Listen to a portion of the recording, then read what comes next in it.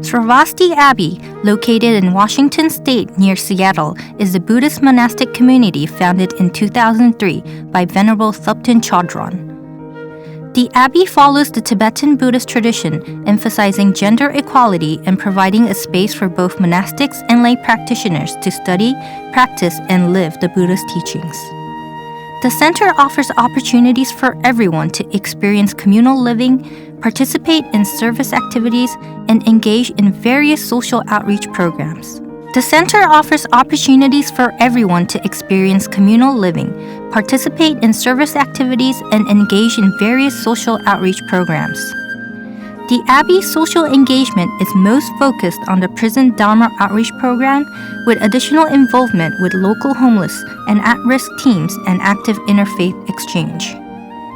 Venerable Thupten Chodron, the founder of Sravasti Abbey, was ordained in 1975 after attending a meditation course led by Lama Thupten Yeshe and Lama Zopa Rinpoche. She has been a key figure in establishing the Bhikshuni Sangha in American Buddhism and is highly respected worldwide as a spiritual teacher, author, and practitioner.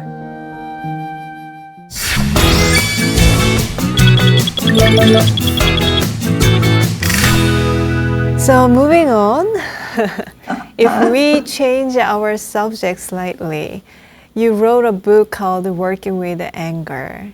So in Buddhism, anger is seen as one of the three poisons. Yep. And in psychology, anger is necessary and it's seen as an important emotion. So what do you think about anger? So do you think it can affect our lives in a negative way? Yes, anger affects our lives quite a bit, and not in a good way. Oh. Not in a good way at all. One time I was asked to speak about anger at a university to people who did mediation, between conflicting parties. So I talked about the disadvantages of anger, and I talked about some of the antidotes. And those people got so mad at me because they said, oh, but anger tells us when something is wrong. Oh. And I thought, you need anger to know when something is wrong? And they said, well, when there's social injustice, we should be angry about it. And I said, well, when people are mad, then they often resort to violence. To solve their problems, either violent speech or violent bodily actions. And then I talk to people about the example of His Holiness the Dalai Lama, who has been a refugee for most of his life since he was like 24. Since 1959, he's been a refugee. And he constantly tells the Tibetans, don't get mad at the communist Chinese, even though they took over our country. And so, heeding that advice, then there's been very minimal violence in Tibet. Whereas in the other countries, including my own country, when people are angry, and it can easily go into violence. And then just in this life, there's a lot of suffering. And also people create so much negative karma for suffering in future lives when they're angry. So, psychologists have their own viewpoint of looking at things. But in Buddhism, we really look at what are the causes of happiness and what are the causes of suffering, and not just the immediate causes of happiness and suffering, but the karmic causes, the long-term causes of happiness and suffering.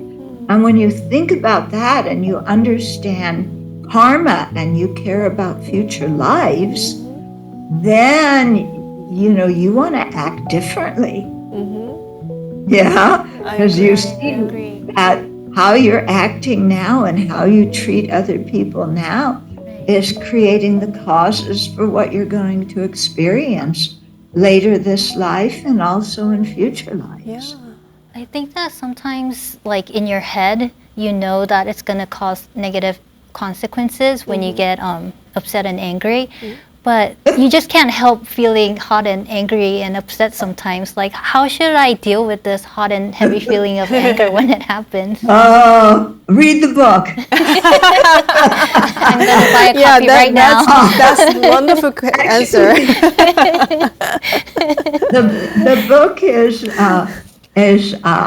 from, I've taken it from chapter 6 of the Indian sage who lived in the 8th century. His name was Shantideva. And one of his books, about being a bodhisattva, in the 6th chapter, he talked all about how to work with anger, how to cultivate patience and fortitude, and, and my own experience is when you read these teachings, then you sit and you meditate on them. And by meditation, I'm meaning here what we call analytic meditation. So you're thinking about something. You're not just taking all thought out of your mind, but you think about these antidotes that Shantideva proposes, and you start in your meditation applying them to your life. And then as you do, you learn how to look at situations from different ways. And then the more and more you get habituated to seeing things in different ways, then the less anger you have. Yeah, because when we get angry, we're always seeing things from the perspective of me. I'm the most important one in the world, and this is something I don't like and I don't want, and it's your fault, and you need to change. And how can we make the world change? How can we make somebody else change? We can only make changes in us, right? Yeah. And so this is, I think, the real beauty in the Buddhist teachings is that it makes us look inside and how are our thoughts, our perspectives, our interpretations of things, how do those drive us to get angry or greedy or jealous or whatever? Yeah. And then we learn new ways to see the situation. But there are still some people who say that they cannot let go of their anger, and even they are thinking about revenge. So in this case, how can we deal with those kind of feeling, revenge, and how can we say, Yeah, okay, so revenge. You think, I'm going to slug that person, or I'm going to kill them, or I'm going to ruin their reputation. Yeah, I'm just going to lay it on and criticize them from head to toe. and then stop and ask yourself, and what do I get out of that? What do I get out of doing that to someone else? Yeah. And your mind might say, well, it lets me release my angry energy. Okay, but what do you really get out of it? Is that person going to change? Are they going to like you more?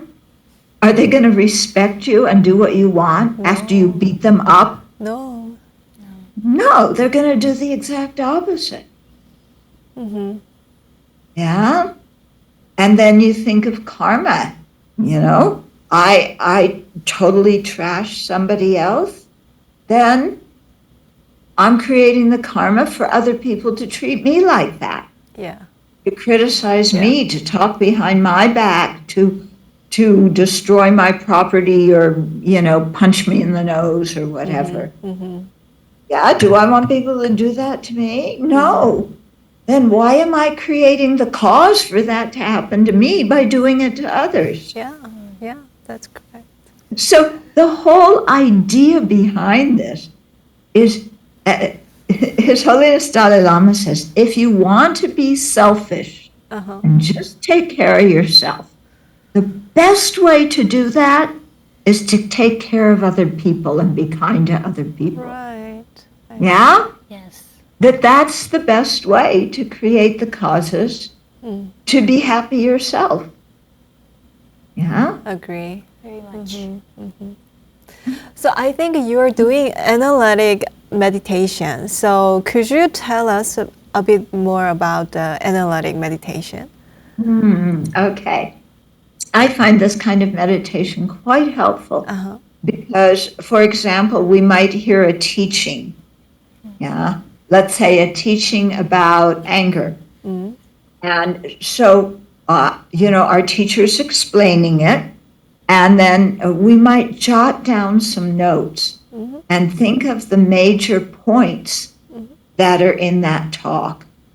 Or maybe we read a book, a Dharma book about anger, and we go through the points that were mentioned in the book.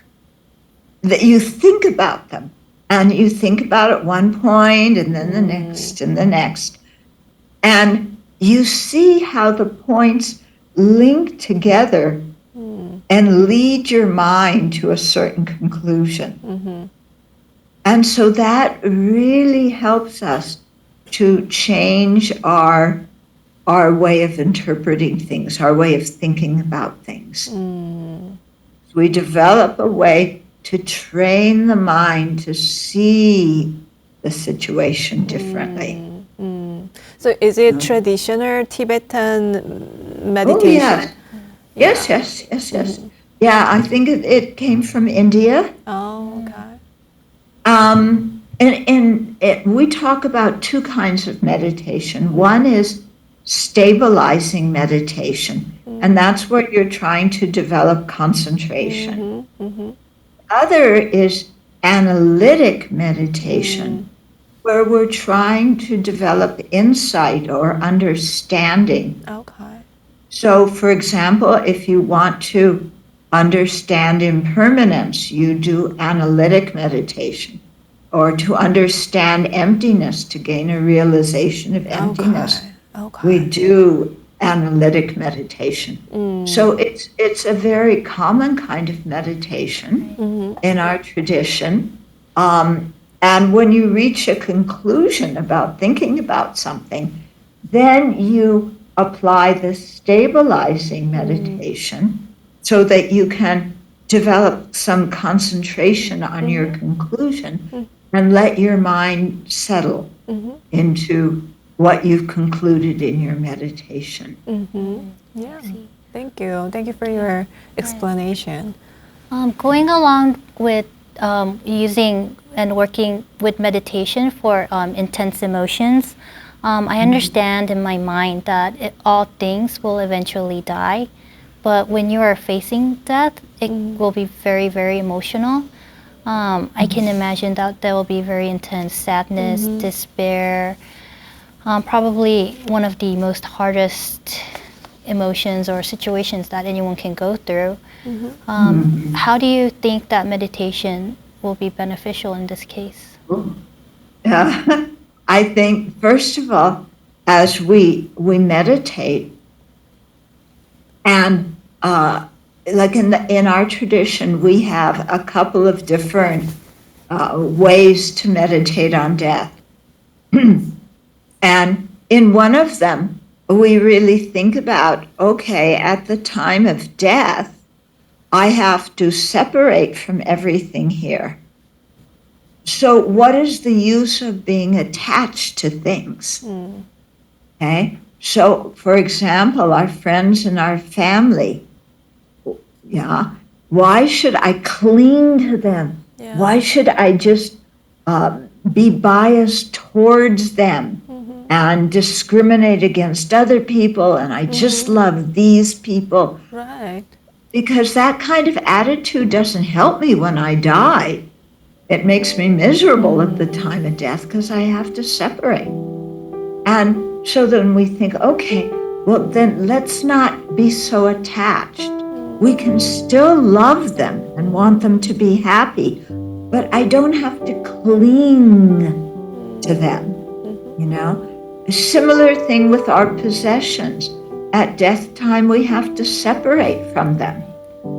So how about now, instead of clinging to them, let's learn how to be more generous. Yeah? Use our possessions to create good karma, because when we die, it's the good karma that's going to come with us. Whereas if we're stingy and we only hold on to things for ourselves, that negative karma is going to come with us. And also, it's going to be hard at the time of death because we have to leave everything anyway. We don't have a choice. Okay? So, you know, to think about these things beforehand to lessen our attachment. And also to think about, you know, when we die, do we want to die with resentment? Huh? Do we want to die with anger? Oh, my brother, my sister did this and that. My best friend abandoned me. Oh, this person and that person harmed me so much. And, you know, now I'm dying, but I don't have the chance to retaliate. And they haven't apologized. Oh, my goodness. What a horrible way to die, huh? So when we think about that in our meditation, then we conclude, oh, I better clear up everything now. You know, instead of holding on to grudges, I need to learn to let go of them. Yeah. The people that have been kind to me, I need to express my gratitude towards them. And I need to do all these things now because I don't know when death is going to come. Huh? And so when you think in that way, it just helps us shift our mind so that we don't hold on to either possessions or friends, relatives, even our body. And we don't hold on to our anger and resentment and our feeling that of being mistreated, you know, all that drama we have about our life. No, these people have been you know, we learn to just, you know, let it go. Yes, right. So let go and be free. Right, and be Right. kind. Yeah. And be kind. Yeah, so I think we need to practice letting go and being free and being kind, those things. But sometimes we see some people who actually they do some kind of suicide things. So regrettably, South Korea's suicide rate is among the highest in the world. So when one person makes such an extreme decision, it deeply impacts those left behind. Yeah. So I understand that you are also guide meditations specifically for suicide survivors. So is it true? And how do you do? Yeah, I've done that in the past. And in the States, they sometimes have conferences for the survivors of suicide. In other words, people whose friends or relatives have killed themselves. And yeah, I've spoken at those conferences and you know, done some meditation with those people. I think one of the foremost things I tell them is that the other person's killing themselves was their choice. It isn't your fault. That was a choice the other person made. You didn't tell them to do it. You didn't cause them to do it. You might say, oh, but I screamed at them and after that they killed themselves. well, okay, screaming at somebody, that's not so good.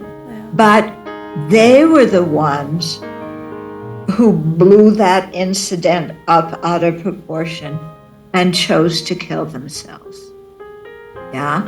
So the people who survive others' suicide need to let go of all that worry and guilt, and instead think about the person who killed themselves and wish them well and send them on to their next life with your love, with your compassion, with your wish that they have a happy life, that they have a kind heart, they show that kind heart to others.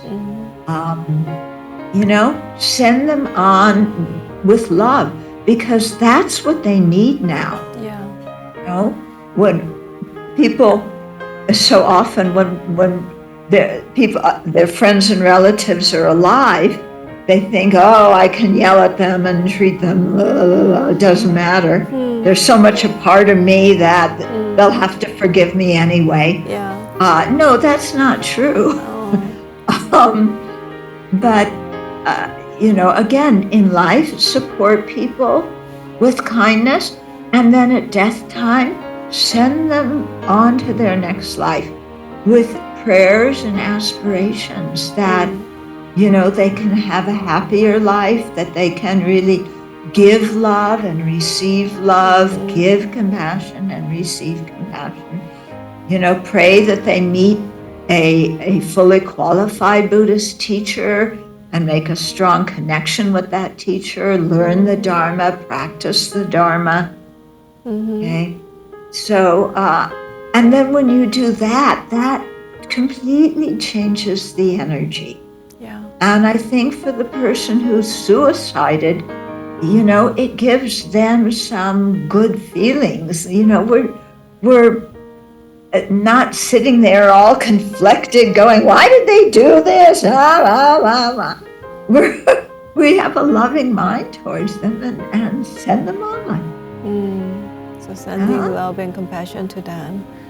That's very wise. Yeah, thank you for your wisdom. And so if we are being with suicide survivors, and if we want to guide meditation for them, are there things that we should be particularly aware of while delivering meditation for them? Do you think that we need to be mindful of for doing meditation with them? Okay, just when somebody who has suffered a loss in general, they're going to be grieving. And to remember to tell, I have a different definition of grieving. Okay. And I think when people can think like this, it really helps them. That we're grieving for a future that hasn't happened and won't happen. We had a lot of contact with the person in the past. We had many good experiences with them. Let's rejoice at that. Instead of just, oh, I'll never have that again. That's mourning for a future, but the future hasn't happened yet. So why are we so sad about the future? Let's look at what we had in the past, what we have in the present, and rejoice. Yeah? Because when we rejoice, again, it helps us see everything that's going good in our lives. Yeah? And that uplifts our spirit. So suicide survivors, like anybody who's suffering the loss of a dear one, they need to think about that, rejoicing at the past. And the future, they don't worry about it. They'll create another future with other people. Yes. Okay? And then especially with people, suicide survivors, they often tend to blame themselves or feel guilty. Yes. And so it's quite important to tell them, you are not to blame. You are not guilty. Why? Because you did not have the intention for them to do this. You did not wish this. This was not part of your motivation. It was totally the other person's choice. So don't sit there and go and just feel bad about yourself, because that's a huge waste of time. Now, again, send the person on with love and kindness. Thank you so much. That will be very, very helpful for suicide survivors. I agree. Yeah. Thank you. Thank you. And Yeah, so on a totally different topic, I think this age, recently a lot of people, they require scientific evidence for a lot of things. I know that you've attended various conferences, and you've been speaking at various conferences, especially the Mind and Life conference, and you have much interest in Buddhism and science. And I know that academia has been focusing more on mind, emotion, neurosciences, and various effects of meditation. Do you think that there should be a fusion of Buddhism and science? No, I don't think. They're two separate disciplines. Right. Yeah, scientists are never going to go in their labs and do prayers before they do an experiment, and Buddhists are not going, to sit down and meditate and before that do something with test tubes or measure the distance in different planets, from one planet to another. We can't fuse them. They're two different disciplines. However, we can learn from each other and we can help each other. Yeah. So the Buddhists are helping the scientists expand what they study, because the scientists think of only material things, what they can see and hear and smell and taste and touch. There's a whole world out there that, is not available to what our 5 physical senses can contact. So by coming in contact with Buddhism, the scientists are learning about this, and they're really expanding their scope. Like you said, there's many now who are interested in emotions and the way the mind functions, that the mind and the brain are two different things. They relate to each other. They affect each other. They're associated when we're alive. But they have different continuums and different natures. So I think that helps science.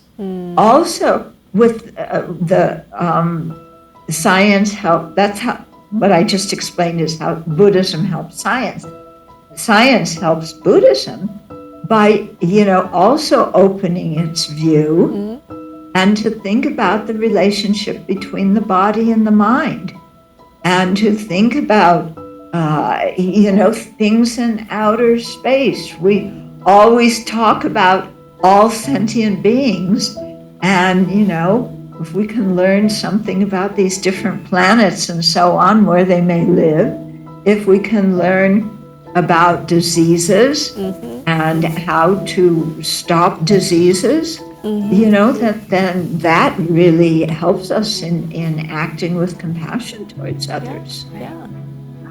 So I think what we have to avoid is people thinking that science should prove Buddhism. Right. Or that Buddhism should prove science. Wonderful. I think learn from each other. Yes, That is much better. We don't have to prove each other because we're different disciplines. Yes. Yeah, but many people say that Buddhism should be proved by the Right. science. Scientific evidence. Yeah. But you know, some things can be proved by scientific evidence. For example, the structure of the universe, you know, where the sun is, where the moon is, and so forth. We can show that. But the scientists are the first people to say that they can't be sure of anything they discover. Yes. That what they're doing is they're always learning new things. Yes. We shouldn't take the conclusion now as the end of the discussion and the end of the knowledge about that thing. And so you see that scientists are continually changing their minds. Yeah? So if we think Buddhism is going to prove, science is going to prove Buddhism, then what happens if science changes its conclusion and comes to a different conclusion? Does that mean that Buddhism, is wrong? Because science no longer proves it. But you think, science, they change their mind. I mean, for example, about what is good to eat, what is a good diet. Yes. 1 year, the scientists say, no butter, this has too much Right. of a certain kind of fat. Right. Then a few years later, they say, no, you should eat butter and don't eat margarine because it has the wrong kind of fat. Yes. Yeah? Yes. So which one is true? And if you based your spiritual practice on science changing their mind, because they discover something new, and, you get really confused. It's so confusing. Right. Science is not the religion, right? Right. No, it's not religion. Yeah. And it doesn't know how to examine many things that Buddhists examine through our own experience, through our Dharma practice, through meditation. Yes. For another point, for example, scientists will tell you that because of the structure of our body, there is no way that we cannot be selfish. Oh. That in our brain, in the amygdala, there are certain things going on that we always cherish our own life. We always look out for ourselves. We are hardwired through the neurons in our brain, and there is no way around this. Oh. Buddhists totally disagree. Yeah? Buddhists say, we have the Buddha nature. Yeah. We should think big. We should realize our potential and not just think of ourselves as, a brain that can't change and can't be flexible. We're not our brain. We are not our brain. We aren't. Right. We aren't our brain. When you love somebody, if you put their brain out on the table, just their brain, are you going to look at their brain and say, oh, I love you. You are so kind and generous. Yeah. We know the person's not their brain. Yeah.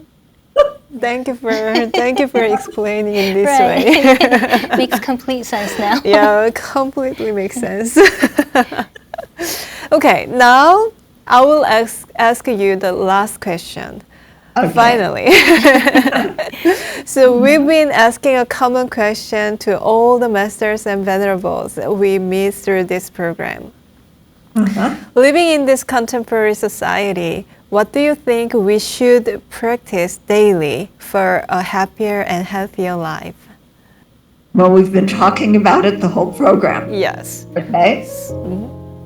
But basically, I think when we first wake up in the morning, instead of thinking, what do I have to do today?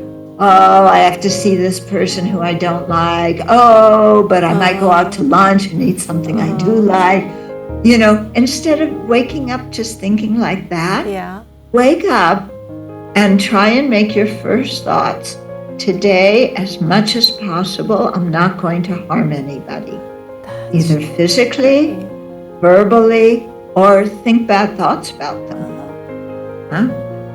And today, as much as possible, I'm going to benefit others. You know, and it can be something big, it can be something small. There's so many ways to be of service and benefit. Yeah. And then third thing to think, and today, as much as possible, I want to increase my bodhicitta. I want to increase my aspiration to become a Buddha for the benefit of all beings. And fourth thing is today, as much as possible, I want to remember the ultimate nature, how things really exist. I want to remember that functioning things are impermanent. I want to remember that everything lacks its own inherent nature.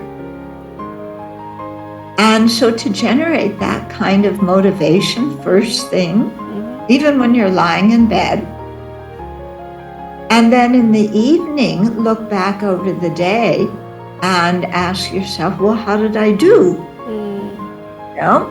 And when you see, oh, okay, I refrained from getting really angry, you know, pat yourself on the back, you know, rejoice. Yes. It's important to rejoice at our own good karma.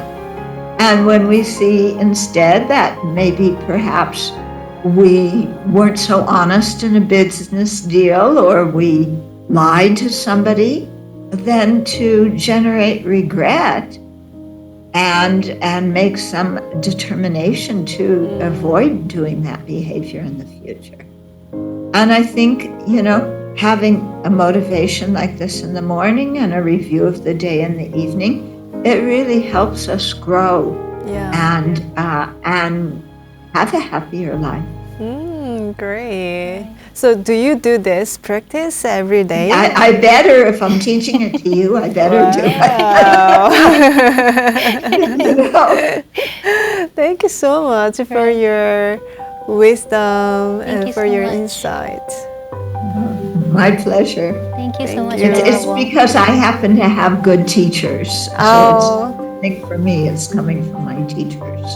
Right. Thank you for your time today, Venerable, and we really appreciated all of your wisdom and all your insights, and we hope to see you again soon at Sravasti Abbey. Yeah. Oh, okay. Thank you also. Take care. Take Take care. care. Bye. Bye-bye. Bye.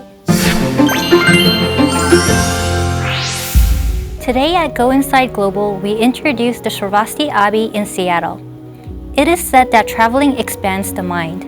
Wouldn't you agree that visiting these communities where we can practice Buddha's teachings and meditate together is the real opportunity for expanding the mind? Yes, that's right. Joining us at Go Inside Global, where we can learn to meditate and look inside ourselves, is the best kind of journey we can go on. Please join us again next week. Thank you for joining us. May you reach enlightenment. Thank you.